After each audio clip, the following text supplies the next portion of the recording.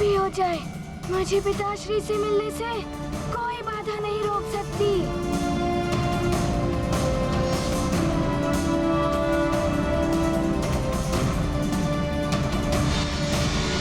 रुक जा बालक। प्रेत लोक मृत आत्माओं के लिए है। यहाँ पर कोई भी जीवित व्यक्ति प्रवेश नहीं कर सकता। किंतु मेरे पिताश्री के प्राण प्रेत लोक में अन्याय पूर्वक लाया गया है। मैं उन्हें वापस लेने आया हूँ। रुक जाओ। न्याय और अन्याय से परे है प्रेत लोक। तुम्हारी भलाई इसी में होगी कि यहीं से लौट जाओ, नहीं तो दुष्परिणाम बहुत ही भयानक होगा। तुम्हारी आयु क्षीण हो जाएगी, तेजहीन हो जाओगे तुम। अकाल मृत्यु को भी प्राप्त हो सकते हो तुम। मुझे कुछ भी हो जाए, किंतु मेरे पिताश्री को मुक्त कर दीजिए।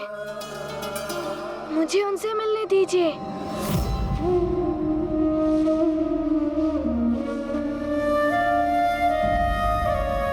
आपको इस प्रकार नहीं देख सकती मैं। हे कालदेव, मेरे प्राण हर लीजिए, किंतु मेरे स्वामी को जीवन दान दे दीजिए। मैं भी तुम्हें नहीं देख सकूंगा इस प्रकार।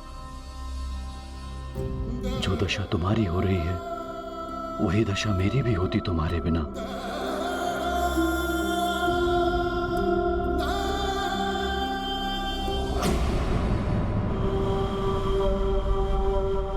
सावधान,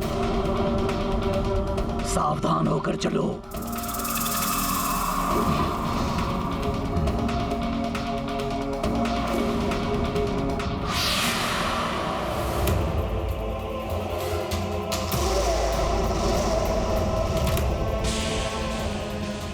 ये राक्षस यहाँ कैसे आ गए? मेरे रहते ये किसी को स्पर्श भी नहीं कर पाएंगे।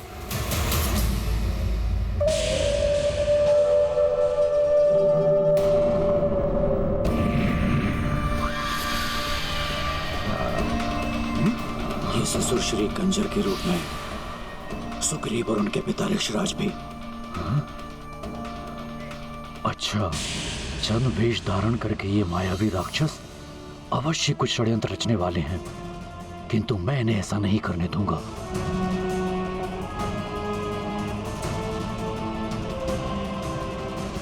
रुक जाओ राक्षसों, आगे बढ़े तो प्राण से हाथ धो बैठोगे। तुम्हारे जैसे बहुत ही पुत्रों के पिता यहाँ भटक रहे हैं। तुम कौन हो? किसके पुत्र हो? मैं सुमेरु के महाराज केसरी जी का पुत्र हनुमान हूँ। किंतु तुम उनसे नहीं मिल सकते। ये हमारे नियमों के विरुद्ध है और हम अपने नियमों का पालन पूर्ण कठोरता से करते हैं। नियमों का पालन तो मैं भी करता हूँ, किंतु मुझे क्षमा करें। मैंने मेरी माँ को वचन दिया है कि मैं पिताश्री को वापस ले आऊंगा। मुझे अपने वचन को निभाने के लिए पिताश्री से मिलना ही होगा।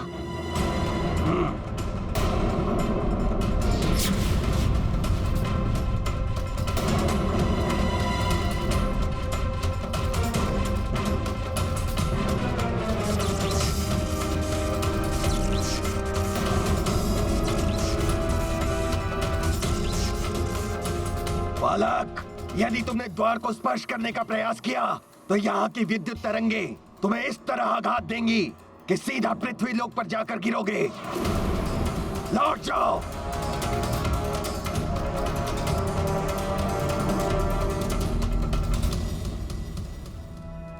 अच्छा हुआ जो उसने बालहट छोड़ दिया।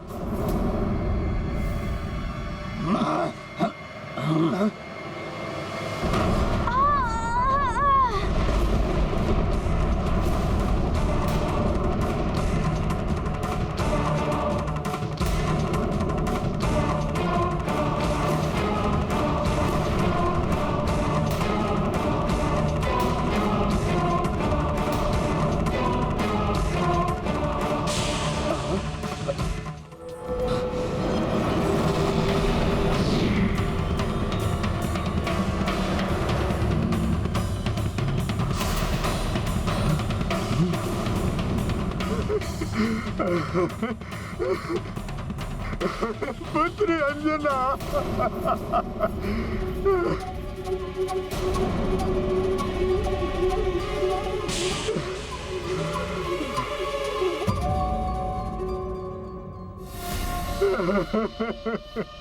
पिताश्री,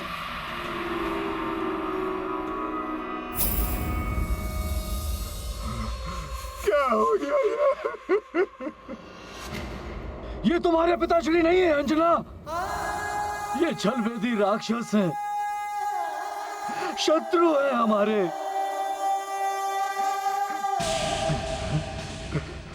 हे ईश्वर,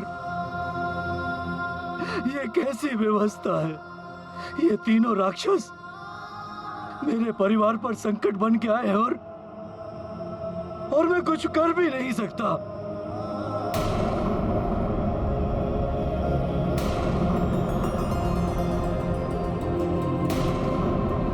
ये क्या अनर्थ कर दिया वानर बालक? देखिए, आप सब मुझे रोकने का प्रयास मत कीजिए। मैं यहाँ किसी से युद्ध करने नहीं आया हूँ। बस मैं अपने पिताश्री के प्राण मुक्त कराकर यहाँ से चला जाऊंगा। अब तुम यहाँ से पिता के प्राण क्या, स्वयं भी यहाँ से नहीं जा पाओगे।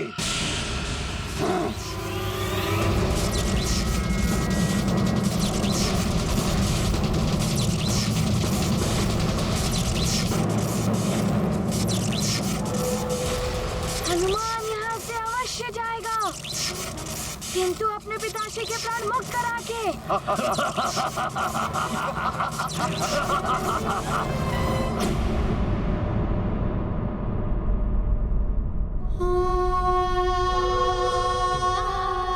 देखिए ना स्वामी, कैसा दुख का पहाड़ टूट पड़ा है हमारी पुत्री पर। हे विधाता, ये कैसा अन्याय है। मेरी पुत्री का सौभाग्य सिंदूर छीन लिया आपने। अत्यंत दुख की घड़ी है ये। क्या हुआ केसरी जी को? मेरे तो भाग्य ही रुष्ट हो गए। मैं नहीं जानती थी कि ये तीर्थ यात्रा इस स्वामी के जीवन की अंतिम यात्रा हो जाएगी। बड़ी ही अनहोनी घटना घटी है ये। वो तो जब भ्रमण करते हुए कुछ ऋषि मुनियों ने हमें सूचना दी तो मैं कुंजर जी को सीधे यहाँ ले आया। अनहोनी तो हो गई, पर अब और अनहोनी क्यों कर रहे हो तुम सब?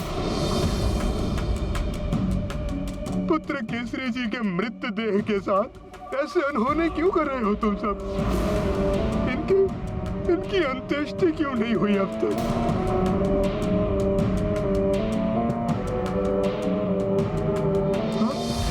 और हनुमान कहाँ है?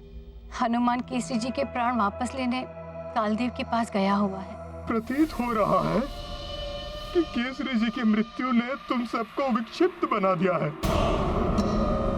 मृत्यु के पश्चात कोई जीवित नहीं हो सकता है।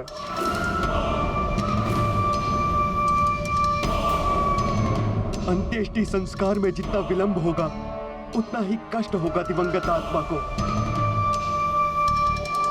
ये मायावी राक्षस मात्र मूर्ख बना रहे हैं मेरे परिवार को, और मैं मूर्ख दर्शक बने मात्र देख ही रहा हूँ। मूर्खता मत करो तुम सब।